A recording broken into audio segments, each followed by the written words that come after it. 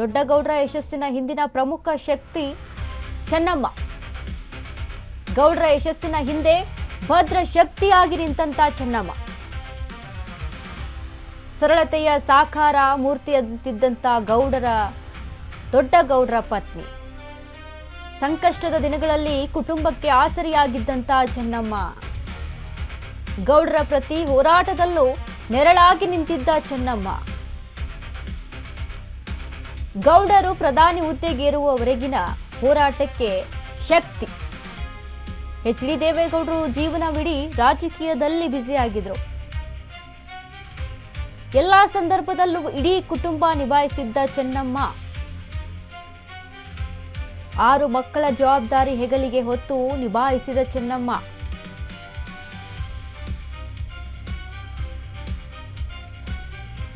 ದೊಡ್ಡಗೌಡರ ಯಶಸ್ಸಿನ ಹಿಂದಿನ ಪ್ರಮುಖ ಶಕ್ತಿ.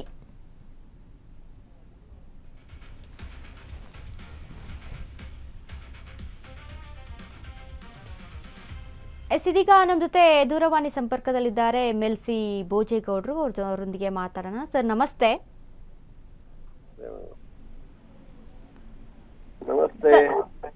ಹಾ ಸರ್, ಇದೀಗ ಸುದ್ದಿ ಎಲ್ರಿಗೂ ಕೂಡ ಹರಡ್ತಾ ಇದೆ, ನಿಮ್ಗೂ ಕೂಡ ಗೊತ್ತಾಯ್ತು ಅನ್ಸುತ್ತೆ.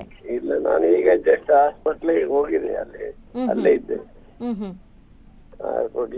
ನಮ್ಮ ಕುಟುಂಬ ಸಮೇತ ನಾವು ಹೋಗಿದ್ದು. ಕುಮಾರಣ್ಣವರು ಇರೋದು ಬೆಟ್ಟದಲ್ಲಿ. ಬರೋ ಮುಂಚೆ ನಾವು ನೋಡಿ ಒಂದು 5-10 ನಿಮಿಷ 15 ನಿಮಿಷ ಇರ್ಬೋದು. ಆಮೇಲೆ ಕಾರ್ಡಿಯಾಕ್ ಅರೆಸ್ಟ್ ಆಗಿದೆ. ತುಂಬ ಜೀವನ ದೇವರು ಅಂತ ಒಂದು ಸತಿಪತಿಗಳನ್ನ ಇನ್ನೊಂದು ಉದಾಹರಣೆ ಈ ನಾಡಿನಲ್ಲಿ ಸಿಕ್ಕೋದಿಲ್ಲ. ಎಸ್ ಹೌದು, 72 ವರ್ಷದ ಒಂದು ದಾಂಪತ್ಯ. ಬಹಳ ಅನ್ಯೋನ್ಯತೆ ಮತ್ತೆ ಎಲ್ಲಾ ವಿಚಾರದಲ್ಲೂ ಅವರ ಎಲ್ಲ ದೇವೇಗೌಡರ ಯಶಸ್ಸಿನ ಹಿಂದೆನೆ ಇದ್ರು ಚೆನ್ನಮ್ಮ. ಇವತ್ತು ಕೂಡ ದೇವರು ಯಾವ ದೇವಸ್ಥಾನಗಳಿಗೆ ಹೋಗ್ಲಿ, ಬೇರೆ ಎಲ್ಲಿ ಹೋಗ್ಲಿ, ಧಾರ್ಮಿಕ ಚಿಂತನೆ ಬಗ್ಗೆ ಬಹಳ ಇತ್ತು ಅವ್ರಿಗೆ. ಪ್ರತಿ ದಿನ ಅವರು ಬೆಳಗ್ಗೆ ಎದ್ದು ದೇವರ ಪೂಜೆ ಮಾಡಿ, ತುಳಸಿ ಕಟ್ಟೆ ಪೂಜೆ ಮಾಡಿ ಎಲ್ಲ ಮುಗಿಸುವಾಗ ಮಧ್ಯಾಹ್ನ 1 ಗಂಟೆ ಆಗ್ತಾ ಇತ್ತು. ಒಂದು ಬೆಳಗಿನ ಉಪಹಾರ ಇದ್ರೆ ಉಂಟು, ಇಲ್ಲ ಮಧ್ಯಾಹ್ನ ಊಟ. ಇದು ಇಡೀ ಅವರ ಥ್ರೂಟ್ ಲೈಫ್ ಅಲ್ಲಿ ಇದನ್ನ ಮಾಡ್ಕೊಂಡು ಬರ್ತಾರೆ. ಹಾಗಾಗಿ ಮನೆಯವ್ರಿಗೂ ಬಹಳ ಚೆನ್ನಾಗಿ ಇದ್ರು. 1 ವರ್ಷದ ಈಚೆಗೆ ಸ್ವಲ್ಪ ಇಲ್ಲಿಲ್ತು, ವಯಸ್ಸಾದ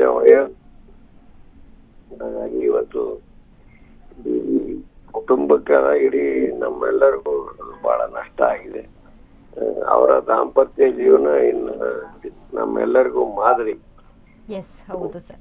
ಸರ್ ಈಗಲೂ ಕೂಡ ಅಂದ್ರೆ ಈ 80 ವಯಸ್ಸಲ್ಲೂ 85 ವಯಸ್ಸಲ್ಲೂ ಕೂಡ ಕುಟುಂಬವನ್ನ ಒಟ್ಟಿಗೆ ತಗೊಂಡು ಹೋಗ್ತಾ ಇದ್ರು. ಎಲ್ಲ ಮಕ್ಕಳನ್ನು, ಮೊಮ್ಮಕ್ಕಳು ಬಂದಂತ ಅತಿಥಿ ಸತ್ಕಾರದಲ್ಲಿ ನಂಬರ್ 1 ಅದು. ನಾವು ಅತಿಥಿ ಸತ್ಕಾರನ ಹಾಸ್ಪಿಟಾಲಿಟಿ ಅನ್ನೋದನ್ನ ಆ ಕುಟುಂಬದಲ್ಲಿ, ಅದರಲ್ಲೂ ಚೆನ್ನಮ್ಮನವ್ರ ಹತ್ರ ಎಲ್ಲ ಹೆಣ್ಮಕ್ಳು ಕಲಿಬೇಕು.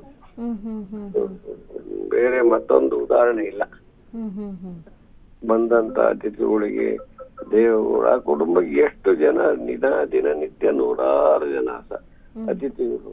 ಎಲ್ಲ ಅತಿಥಿಗಳನ್ನ ಬಹಳ ಗೌರವದಿಂದ ಮಾತಾಡ್ಸೋದ್ರ ಜೊತೆಗೆ ಕನಿಷ್ಠ ಒಂದು ಬಾಳೆಹಣ್ಣಾದ್ರೂ ಕೊಟ್ಟು ಕಳ್ಸೋರು.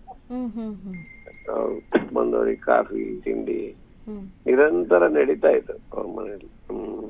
ಅದೆಲ್ಲ ನಾವು ಅತ್ಯಂತ ಹತ್ತಿರದಿಂದ ನೋಡಿದೀವಿ. ಇನ್ನೊಂದು ಹೆಸರು ಚೆನ್ನಮ್ಮನವರು, ಅತಿಥಿ ಸತ್ಕಾರಕ್ಕೆ ಇನ್ನೊಂದು ಹೆಸರೇ ಚೆನ್ನಮ್ಮನವರು, ಧಾರ್ಮಿಕತೆಗೆ ದೇವರ ಭಕ್ತಿ ಇನ್ನೊಂದು ಹೆಸರೇ ಚೆನ್ನಮ್ಮನವರು. ಅಷ್ಟೇ ಹೇಳಬಲ್ಲೆ ನಾವು. ಅದು ಕುಟುಂಬಕ್ಕೆಲ್ಲ ನಮ್ಮೆಲ್ಲರಿಗೂ ಬಹಳ ನಷ್ಟ ಆಗಿದೆ. ಬಟ್ ತುಂಬು ಜೀವನ ಕಳೆದ್ರು. ಹಾಗೆ ದೇವೇಗೌಡರಿಗೆ ನಾವೇನೇ ಎಷ್ಟೇ ಹೇಳ್ಬೋದು, ಆದ್ರೆ ಈ ನೋವನ್ನ ತಡ್ಕೊಳ್ತಕ್ಕಂತ ಶಕ್ತಿ ದೇವೇಗೌಡರಿಗೆ ಭಗವಂತ ಕೊಡ್ಲಿ ಅಂತ ಕೇಳ್ಬೋದು. ಬಿಟ್ರೆ ದೇವೇಗೌಡರು ಬಹಳ ಕುಗ್ಗಿ ಮಾನಸಿಕವಾಗಿ ಈ ವಿಚಾರದಲ್ಲಿ ಅದು ಆ ಸ್ಥೈರ್ಯವನ್ನ ಯಾವ ರೀತಿ ಅದನ್ನ ಈ ನಷ್ಟವನ್ನು ತಡ್ಕೊಂತಾರೋ ಗೊತ್ತಿಲ್ಲ. ಬಟ್ ಭಗವಂತನಲ್ಲಿ ನಾವು ಪ್ರಾರ್ಥನೆ ಮಾಡ್ಬೋದು ಅಷ್ಟೇ. ಎಸ್ ಸರ್, ಇದೀಗ ಈ ದೇವೇಗೌಡರು ಮತ್ತೆ ಈ ಚೆನ್ನಮ್ಮ ಅವರ ದಾಂಪತ್ಯ ಜೀವನದ ಒಂದು ಅನ್ಯೂನ್ಯತೆ ಇರುತ್ತಲ್ಲ, ಅದ್ರ ಬಗ್ಗೆ ಏನು ಹೇಳ್ತೀರಾ ಸರ್? ಯಾವ ರೀತಿಯಾಗಿದ್ರು, ಇನ್ನು ರಾಜಕೀಯವಾಗಿ ಅವ್ರಿಗೆ ಕೊಟ್ಟಂತ ಸಾಥ್ ಆಗಿರ್ಬೋದು ಇವೆಲ್ಲವೂ ಕೂಡ. ನೋಡಿ, ದೇವೇಗೌಡರು ರಾಜಕೀಯವಾಗಿ ಸುಖದ ದಿನಗಳಿಂದ ತುಂಬಾ ಕಷ್ಟದ ದಿನಗಳನ್ನ ಕಳೆದಿದ್ದಾರೆ. ಆ ಕಷ್ಟದ ದಿನಗಳಲ್ಲಿ ಕೂಡ ಇವರು ಜೊತೆಯಾಗಿ ಇಡೀ ಕುಟುಂಬವನ್ನು ಒಟ್ಟಿಗೆ ತಗೊಂಡೋದ್ರಲ್ಲ. ಆ ಕುಟುಂಬದಲ್ಲಿ ನೋಡಿ, ಬೇರೆ ಬೇರೆ ಮಕ್ಕಳಲ್ಲಿ ಬಹಳಷ್ಟು ಬಿರುಕು ಬರ್ತಕ್ಕಂಥದ್ದು ನೀವು ನೋಡಿದ್ದೀರಿ. ಹೌದು. ಆಮೇಲೆ ಹೆಣ್ಣು ಮಕ್ಳು ಇರ್ಬೋದು, ಗಂಡು ಮಕ್ಳು ಇರ್ಬೋದು. ಆದ್ರೆ ಇವರು ಇವತ್ತಿನವರೆಗೆ ಆ ಕುಟುಂಬವನ್ನು ಒಟ್ಟಿಗೆ ತಗೊಂಡೋದಂತ ಕೀರ್ತಿ ಯಾರಿಗೆ? ದೇವೇಗೌಡರಿಗಿಂತ ಚೆನ್ನಮ್ಮನವರಿಗೆ ಸಲ್ಲಬೇಕು.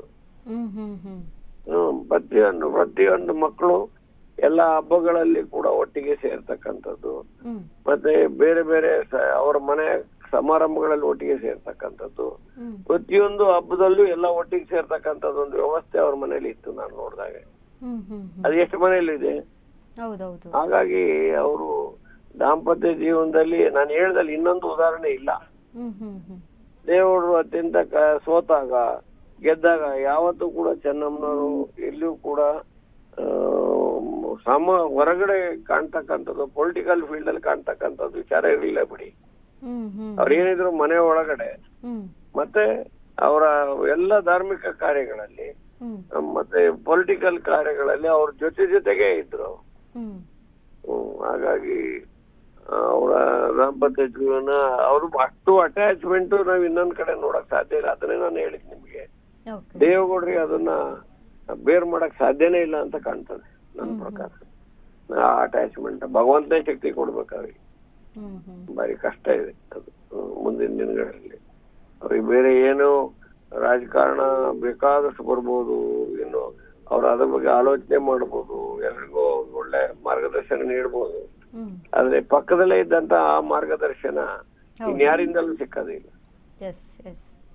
ಹಾಗಾಗಿ ದೇವೇಗೌಡರಿಗೆ ಒಂದು ದೊಡ್ಡ ಶಕ್ತಿ ಆದಂತವ್ರು ಚೆನ್ನಮ್ಮ ಆಗಿದ್ರು. ಈಗ ದೇವೇಗೌಡರಿಗೆ ಒಂದು ಧೈರ್ಯ ತುಂಬುವಂತ ಕೆಲಸ. ತುಂಬು ಜೀವನ ದೇವೇಗೌಡರಿಗೆ ಅಷ್ಟು ಧೈರ್ಯ ತುಂಬತಕ್ಕಂಥವ್ರು ಇನ್ಯಾರು ಇಲ್ಲ ಬಿಡಿ. ಅಷ್ಟು ಅವರು ಎಲ್ಲಾ ವಿಚಾರದಲ್ಲೂ ಅವ್ರ ಅತ್ಯಂತ ಕರಾಳ ದಿನಗಳಲ್ಲೂ ಕೂಡ ಅವರು ಜೊತೆನಲ್ಲಿ ಅವರಿಗೆ ಧೈರ್ಯ ತುಂಬಿ ತಗೊಂಡೋಗಿದ್ದಕ್ಕೆ ಇವತ್ತು ಆ ಮಟ್ಟಕ್ಕೆ ದೇವೇಗೌಡರು ರಾಜಕಾರಣ ಬಂದಿತ್ತು. ಎಲ್ಲದಕ್ಕಿಂತ ಹೆಚ್ಚಾಗಿ ನೋಡಿ, ನೀವೇನ್ ಮಾಡ್ಕಾರೋ ನಾವು ರಾಜಕೀಯ ಮಾಡ್ಬೋದು, ಇನ್ನೊಂದು ಮಾಡ್ಬೋದು, ಬೇರೆ ಬೇರೆ ಏನ್ ಬೇಕಾದ್ರೂ ಮಾಡ್ಬೋದು. ಆ ಕುಟುಂಬವನ್ನು ಒಟ್ಟಿಗೆ ತಗೊಂಡೋಗ್ತಕ್ಕಂತ ಶಕ್ತಿ ಎಲ್ಲ ಕುಟುಂಬಗಳಲ್ಲಿ ಎಲ್ಲಿದೆ? ಅದು ಬಹಳ ದೊಡ್ಡ ವಿಚಾರ. ಅದು ಹಾಗಾಗಿ ನಾನು ಹೇಳಿದ್ವಿ, ರೋಲ್ ಮಾಡು ಇನ್ನೊಬ್ಬರಿಗೆ. ಸಂಸಾರ ಅಂದ್ರೆ ಏನು, ಒಟ್ಟು ಕುಟುಂಬ ಅಂದ್ರೆ ಏನು ಅನ್ನೋದಕ್ಕೆ ಇವರೇ ರೋಲ್ ಮಾಡ್ಲು. ಭಗವಂತ ದೇವೇಗೌಡರಿಗೆ ಆ ಶಕ್ತಿ ನೀಡ್ಲಿ ಅಂತ ನಾವು ಪ್ರಾರ್ಥನೆ ಮಾಡ್ಬೋದು ಅಷ್ಟೇ. Thank you madam. Thank you sir. Thank you. Ashwavega ಜೊತೆ ಮಾತನಾಡಿದ್ವಿ. ಎಸ್, ಅಂದ್ರೆ every successful men there is a women ಅಂತ ಹೇಳಲಾಗ್ತದೆ.